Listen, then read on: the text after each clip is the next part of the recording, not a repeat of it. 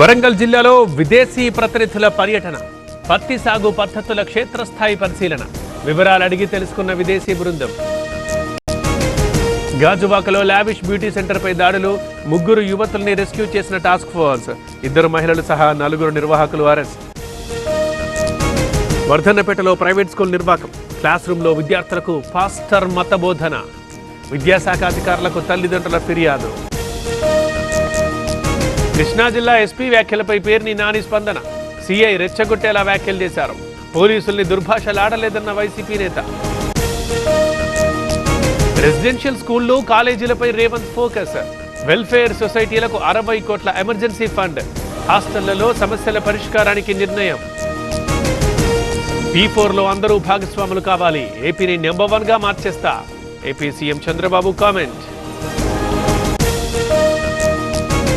రేవంత్ బీసీలను మోసం చేశారు, జీవో నెంబర్ 9 కోర్టుల్లో నిలబడదని సీఎంకి తెలుసు, అఖిలపక్షాన్ని ఢిల్లీకి తీసుకెళ్లాలన్న బీఆర్ఎస్. ఉత్తరాంధ్ర పరిసరాల్లో ఉపరితల ఆవర్తనం, ఏపీలో తేలికపాటి నుంచి మోస్తరు వానలు, తెలంగాణలోని పలు జిల్లాలకు వర్ష సూచన. శ్రీశైలం జలాశయానికి కొనసాగుతున్న వరద, ఇన్ఫ్లో 75,000, అవుట్ఫ్లో 66,000 క్యూసెక్కులు, కొనసాగుతున్న జల విద్యుత్ ఉత్పత్తి.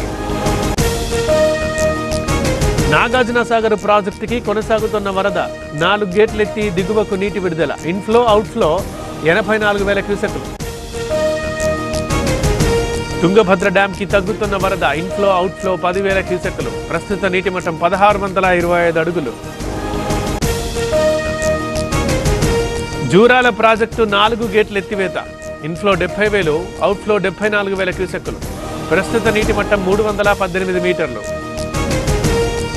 డ్రగ్స్ హవాలా మనీ రాకెట్ గుట్టు రట్టు, 3,84,00,000 సీజ్ చేసిన ఈగల్ టీం, ముంబై, రాజస్థాన్, గోవాల్లో దాడులు. తిరుపతి జిల్లా చింతలపాలెంలో అగ్ని ప్రమాదం, సీఎంఆర్ అల్యూమినియం పరిశ్రమలో మంటలు, పొగ పీల్చడంతో 6 కార్మికులకు అస్వస్థత. భారత్, ఆఫ్ఘన్ దేశాల మధ్య కీలక చర్చలు, జైశంకర్తో తాలిబాన్ విదేశాంగ మంత్రి సమావేశం, కాబూల్లో పూర్తి స్థాయి దౌత్య కార్యాలయం. కేంద్ర విద్యా మంత్రిత్వ శాఖ కీలక నిర్ణయం, వచ్చే ఏడాది 3వ తరగతి నుంచే పాఠ్యాంశాల్లో AI, 1 కోటి మంది టీచర్లకు శిక్షణ.